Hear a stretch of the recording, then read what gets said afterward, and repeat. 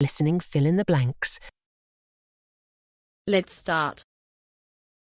The electrical impulses such innovations tap into are produced in a part of the brain called the motor cortex, which is responsible for muscle movement. To move a cursor on a screen, you do not think, move left, in natural language. Instead, you imagine a specific motion like hitting a ball with a tennis racket. Training the machine to realize which electrical signals correspond to your imagined movements, however, is time-consuming and difficult. And while this method works well for directing objects on a screen, its drawbacks become apparent when you try using it to communicate. At best, you can use the cursor to select letters displayed on an on-screen keyboard. Even a practiced mind would be lucky to write 15 words per minute with that approach. Speaking, we can manage 150.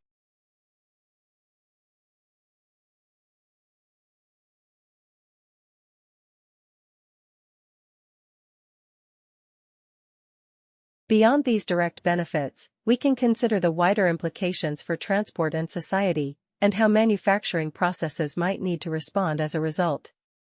At present, the average car spends more than 90% of its life parked. Automation means that initiatives for car sharing become much more viable, particularly in urban areas with significant travel demand. If a significant proportion of the population choose to use shared automated vehicles, mobility demand can be met by far fewer vehicles.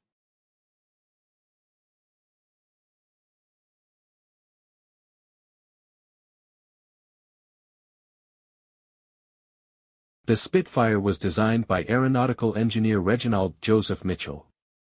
His career began when he joined a locomotive engineering company in 1911 at the age of 16.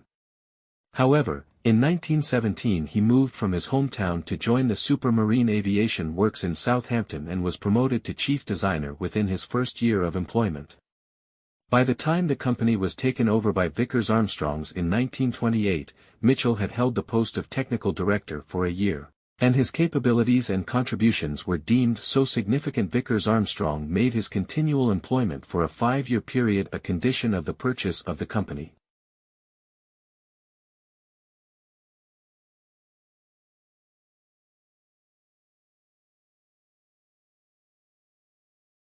This method required greater planning and advanced knowledge of surveying, mathematics, and geometry as both ends of a tunnel had to meet correctly at the center of the mountain.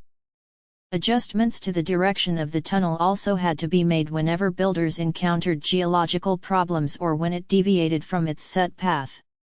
They constantly checked the tunnel's advancing direction, for example, by looking back at the light that penetrated through the tunnel mouth, and made corrections whenever necessary. Large deviations could happen, and they could result in one end of the tunnel not being usable.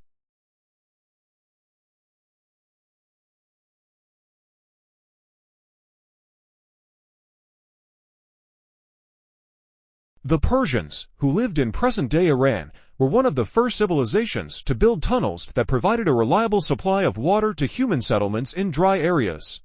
In the early 1st millennium BCE, they introduced the Qanet method of tunnel construction, which consisted of placing posts over a hill in a straight line to ensure that the tunnel kept to its route, and then digging vertical shafts down into the ground at regular intervals. Underground, workers removed the earth from between the ends of the shafts. Creating a tunnel, the excavated soil was taken up to the surface using the shafts, which also provided ventilation during the work. Once the tunnel was completed,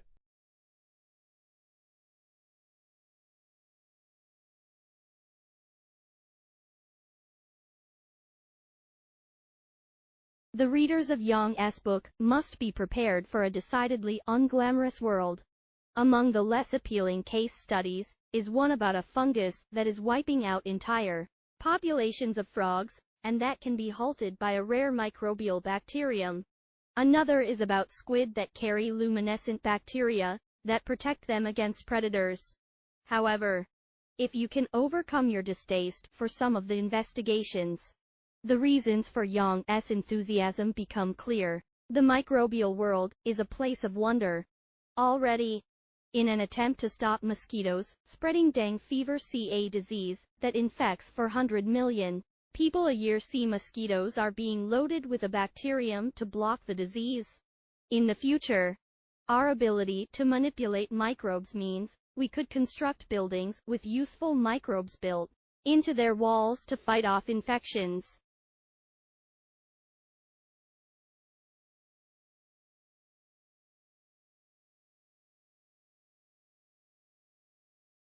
What then do these millions of organisms do?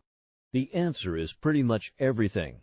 New research is now unraveling the ways in which bacteria aid digestion, regulate our immune systems, eliminate toxins, produce vitamins, affect our behavior, and even combat obesity.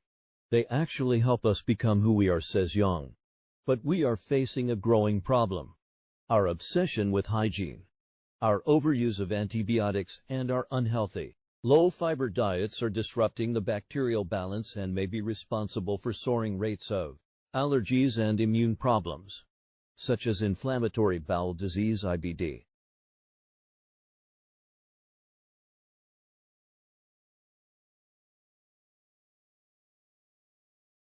For most of human history, we had no idea that microbes existed.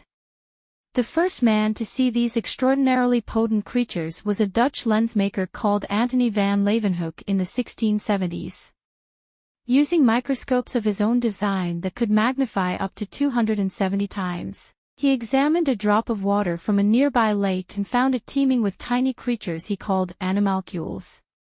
It wasn't until nearly 200 years later that the research of French biologist Louis Pasteur indicated that some microbes cause disease. It was Pasteur's germ theory that gave bacteria the poor image that endures today.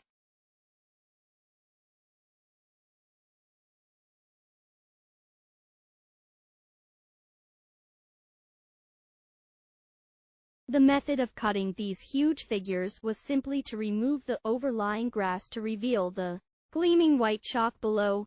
However, the grass would soon grow over the GOGLYPH again, unless it was regularly cleaned or scoured by a fairly large team of people.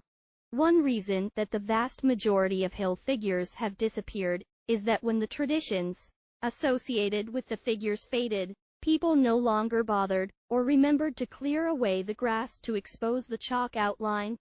Furthermore, over hundreds of years, the outlines would sometimes change due to people not always cutting in exactly the same place, thus creating a different shape to the original GOGLYPH.